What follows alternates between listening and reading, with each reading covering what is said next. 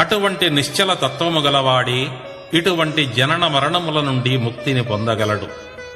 నా ప్రవర్తనను ఈ విధంగా మలచుకొని ధర్మబద్ధుడనై జీవిస్తూ భగవంతుని ఆరాధించి మోక్షం పొంది జనన మరణముల నుండి విముక్తి సంపాదిస్తాను, ఇది నా శపథం అని మనమందరము జ్ఞానంతో ప్రమాణం చేశాం.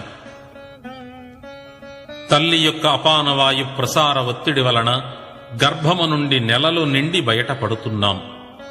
బయటపడిన వెంటనే తల్లి అనబడు చెట్టు నుండి బిడ్డ అనబడే కాయను అనగా మనను బొడ్డు అనే తొడిమను త్రెంచి వేరు చేస్తారు.